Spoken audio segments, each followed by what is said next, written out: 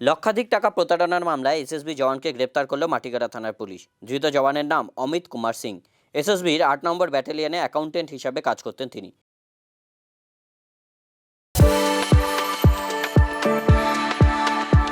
We are the dreamers, the achievers, and the leaders.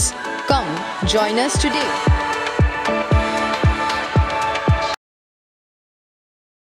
অভিযোগ, অমিত কুমার সিং ব্যাটালিয়নে খাওয়া দাওয়া থেকে শুরু করে অন্যান্য জওয়ানদের বেতনের বিল তৈরির আড়ালে লক্ষাধিক টাকা প্রতারণা করেন।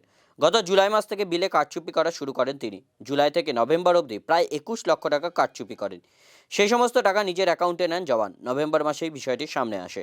ঘটনার জানাজানি হতেই জওয়ানের বিরুদ্ধে মাটিগাড়া থানায় লিখিত অভিযোগ দায়ের করেন এসএসবির আধিকারিকেরা।